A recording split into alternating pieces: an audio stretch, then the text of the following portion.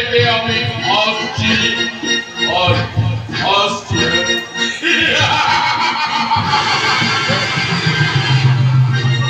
হাসো হাসো, প্রাণ খুলে হাসি হেসে নাও ততদিন যতদিন তোমার কাছে চেপি জীবাশ্রম আছে।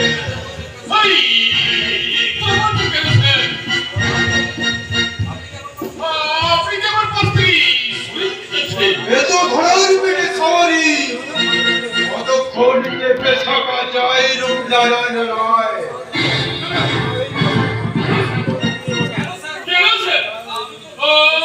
নৌতবিহীন বাঘ হয় তুমি গর্জন করতে পারো, কিন্তু কামড়ানো সাধ্য তোমার নেই। আমার গর্জনের সঙ্গে চাই বর্ষণ, কারণ মঞ্চে দাঁড়িয়ে ভরি ভরি মিথ্যা প্রতিশ্রুতি দিয়ে নেতা হওয়া যায়, কিন্তু ভোটে জেতা যায় না।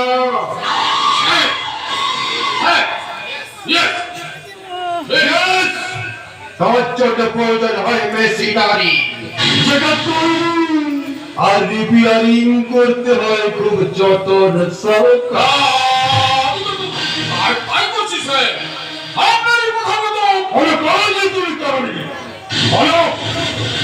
আমাদের পেটু দপ্তরের দল সময় মতো কিডনি সাপ্লাই দিতে পারছে না কেন? তোমার ছেলেরা রক্তদান শিবির বন্ধ করেছে কেন? আমার বিদেশি এজেন্টরা রক্তের জন্য বড় চিন্তা করবে দেশে খুব তাড়াতাড়ি সুন্দর যুবতী পাঠানোর চেষ্টা করে। কোটি টাকা খরচা করে তোমায় আমি এমএলএ করেছি, ওই পতিতা পল্লী মেয়েদের নিয়ে রাত কাটানোর জন্য নয়। আড়াই ঘন্টা চিন্তা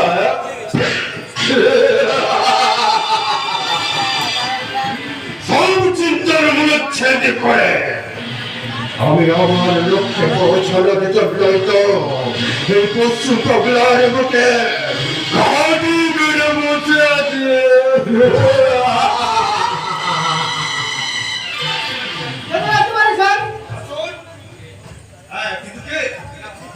চিনতে পারলেন না স্যার? আমি পরিচয় সাংবাদিক ব্যানার্জি।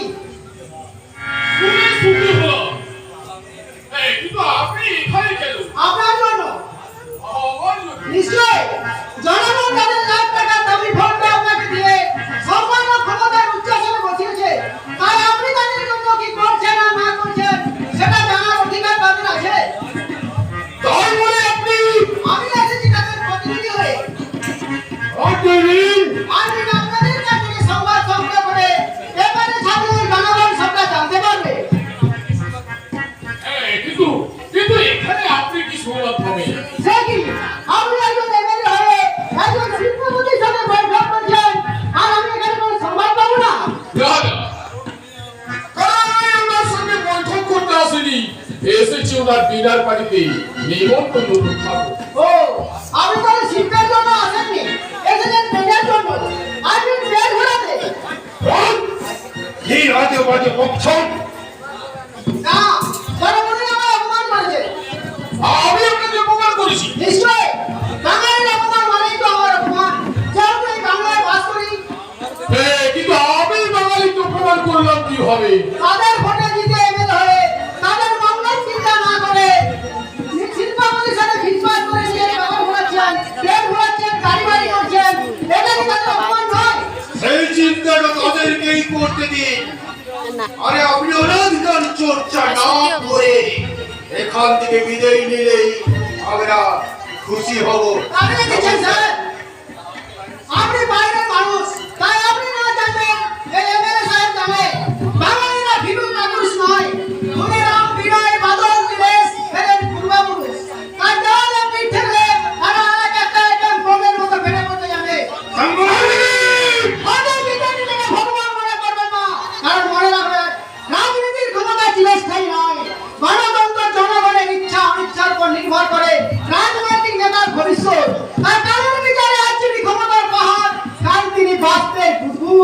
চলি, নমস্কার। ওরে সারা সাগবাদী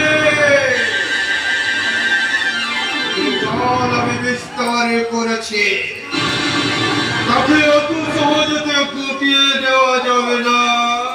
এই, তাহলে আমি এখন কি করবো সাহেব? আগের যে লিস্টগুলো আমি তোমায় করছি, সেগুলো সাকসেস করতে পারলেই তুমি পরবর্তীতে এমএলএ, আর আনসাকসেস হলে জানি সাহেব, জানি। কিন্তু এই দেশের এতগুলো জিনিস, দামি জিনিস ধ্বংস করা, আর ঈশ্বরের সৃষ্টি পৃথিবীতে প্রতিটা প্রাণীর জীবনের দাম আছে। তাহলে তো পিঁপড়ে, মশা, মাছি তুমি মারো কেন?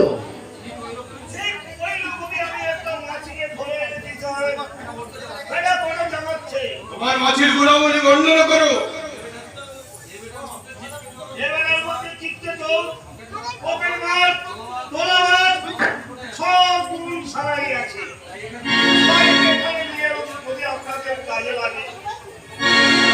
এবার বলো, আরে ছোটখাটো চুরি চামারি করে যদি ছাড়া পুলিশের রুলের গুতো খাবে না, এখানে চাকরি করবে?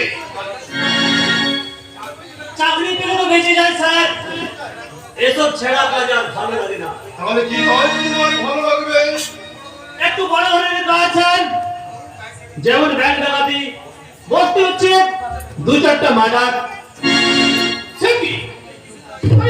কিছুদিন আগেই তো আপনি বলেছিলেন ওসব কাজ আপনি করতে পারবেন না। তখন কথা ছিল স্যার, এতদিন কলকাতায় থেকে একটু হাত না পাকালে যে কলকাতার সাথে বেমানি করা হবে রে।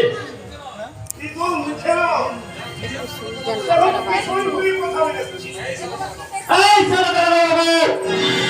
গালাগালি করবেন না, আমি চোর হতে পারি কিন্তু ভদ্রতায় আমরা চড়ে উপরে। তুমি আমার সঙ্গে পরে দেখা করবে।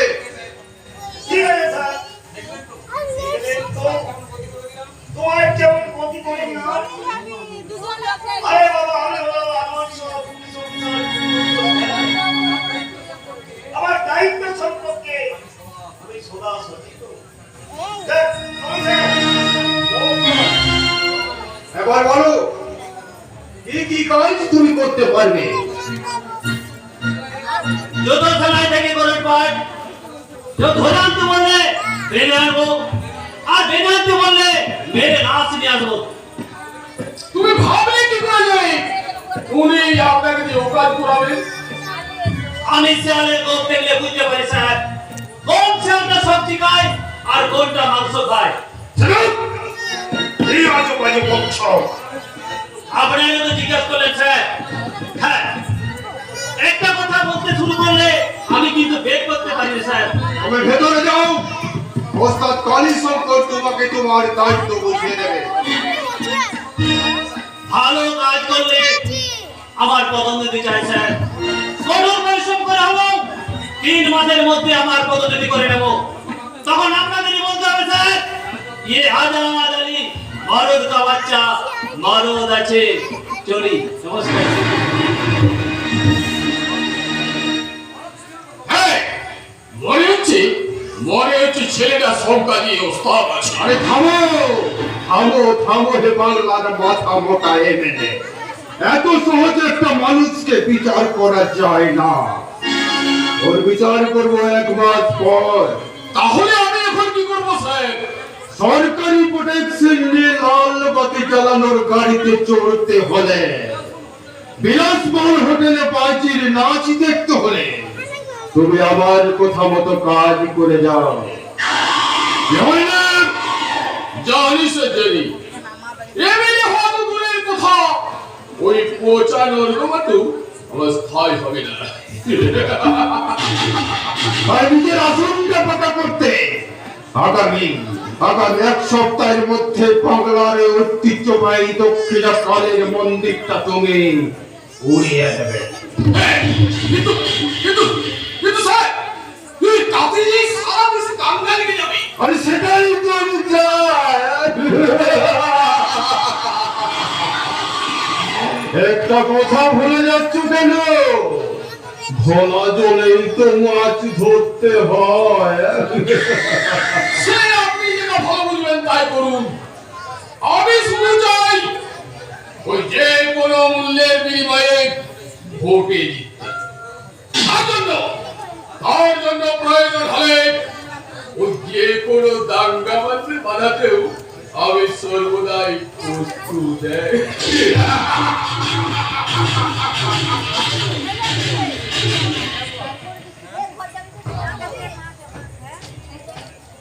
রাখে হরি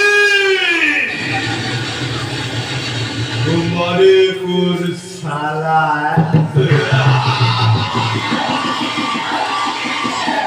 সেই দাঙ্গায় হাজার হাজার মানুষ আহত হবে। ভুলের চিকিৎসা করার চট্টময় তাকে ডাকবে আবার পেটা ডাক্তারের দল। তারা অসুস্থ মানুষের শরীর থেকে সংগ্রহ করবে কেমনে আর বদল রক্ত আর বিদেশের মার্কেটে টাকায় বিক্রি হবে। ওই অসহায় মানুষের রক্ত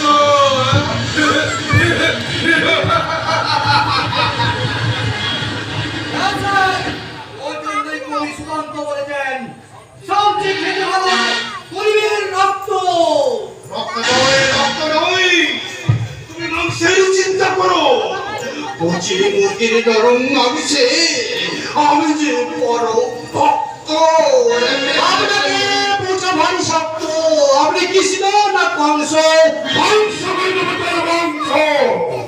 যদি না তুই দিতে পারিস আমার কচি মুরগির নরম মাংস।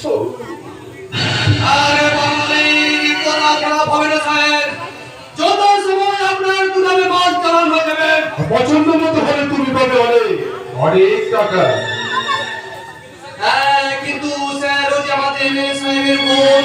আরে দাদু কি আছে আমার বিচারি নারী, শুধুই নারী, তার পুষ্টি বিচারেরই কোনো প্রয়োজন নেই।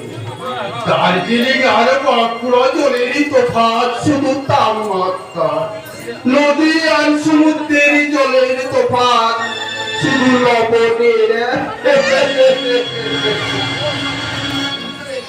হ্যাঁ, কিন্তু এমএলএ সাহেব যদি জানতে পারে কিছুই হবে না, কারণ ৮০ টাকা আর ক্ষমতার বিষয় যারা মস্কুল তাদের যে বিচার মধ্যগুলো লোক পেয়ে যায়।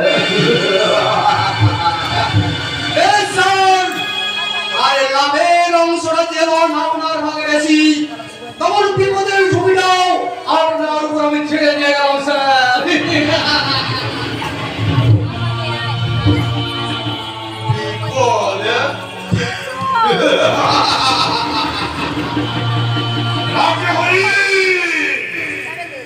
তোমারে পুরসানা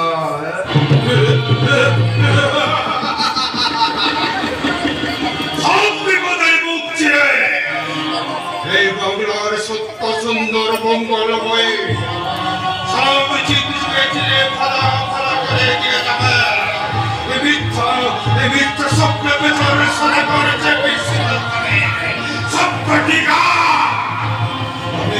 আমি শিল্প করি ওখানে চিপসের রং লাগিয়ে দিয়েছে জনসাধারণের মনে। সেই রং থেকে হয়তো আগে আমাকে আমার মিশন সাকসেস করতে হবে।